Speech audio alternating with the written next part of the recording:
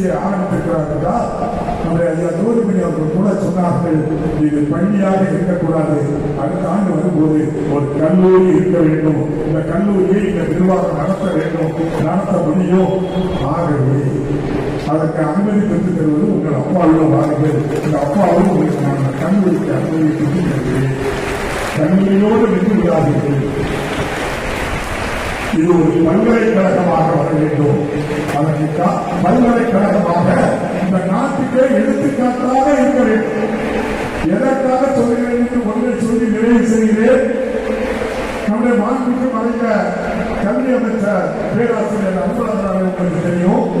ஒரு முறை கல்வி மானிய கோரிக்கையை பேசிக் கொண்டிருந்த போது சொன்னார், பள்ளி எவ்வாறு செயல்பட வேண்டும், கல்லூரி எவ்வாறு செயல்பட வேண்டும், நிர்வாகம் எப்படி இருக்க வேண்டும் என்பதை மாவட்டத்தில் உள்ளவர்களை பார்த்து தெரிந்து கொள்ளுங்கள் என்று சொல்லி வெளிப்படையாக சொல்ல வேண்டும் என்று சொன்னால், நானார் சமுதாயத்தை பார்த்து தெரிந்து கொள்ளுங்கள், கல்விக்கூடங்கள் எவ்வாறு நடைமுறைப்படுத்த வேண்டும், நிர்வாகம் எவ்வாறு செய்ய வேண்டும், எவ்வாறு கற்றுக் கொடுக்க வேண்டும், ஒழுக்கம் எவ்வாறு கற்றுக் கொடுக்க வேண்டும் என்பதை அவர்களிடம் சென்று கற்றுக்கொள்ளவில்லை என்று சொன்னவர் மனித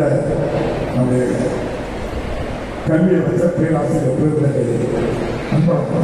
ஆகவே உங்கள் திறமை உங்களுக்கு தெரியாமல் இருக்கலாம், எனக்கு தெரிகின்றது. அடுத்த ஆண்டு கல்லூரி இருக்க வேண்டும், உங்கள் அப்பாவும் அங்கு நான் வர வேண்டும்.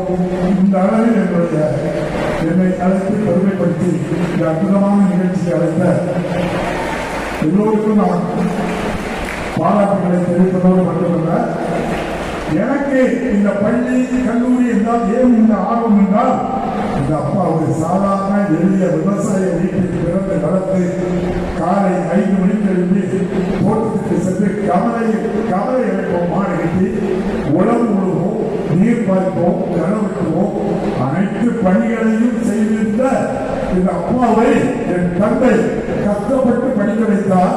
நாங்களும் கஷ்டப்பட்டோம். காலையில் 3 கிளம்பி நம்முடைய நேரே தோட்டத்துக்கு போவோம். 2 மணி நேரம் தோட்டத்தில் வேலை செய்யணும். அங்கிருந்து ஓடி வருவோம்.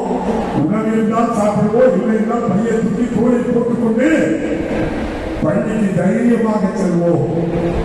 1 கிலோமீட்டர் 2 கிலோமீட்டர் 8 கிலோமீட்டர் தூரம் நடந்தே சென்று பள்ளிக்கு செல்வோம்.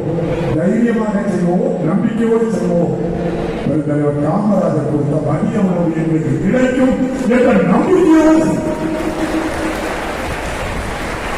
அவர் தந்த உணவுதான் எங்கள் அப்பாவை நிற்க வைத்திருக்கின்றது. சட்டமன்ற உறுப்பினராக சட்டப்பேரவையிலே நம்முடைய மாண்பு முதலமைச்சர் இருக்கிறார் என்று சொன்னார். இதுதான் ஐயாவுக்கு தெரியும். 1947 கிராமத்துடைய நிலை என்ன என்று தெரியும். அவ்வளவு வறுமை, அவ்வளவு கஷ்டம், அவ்வளவு துன்பம். ஒருவேளை உணவு கூட சில வீடுகளில் கிடைக்காது என்று ஒரு காரணத்தை சொன்னால், ஒரு வீட்டில் சமையலுக்கு தீ வைக்க வைத்து சமையல் செய்தால் அங்கிருந்து வருகின்ற புகையை பார்த்து அந்த ஊரில் உள்ள 80% பேர் கண்களுக்கு தீ எடுத்து அங்கிருந்து தான் சமைப்பார்கள். என்ன காரணம் தெரியுமா? ஒரு தீக்குச்சி வாங்கி சமையல் செய்கின்ற அளவுக்கு பொருளாதாரம்.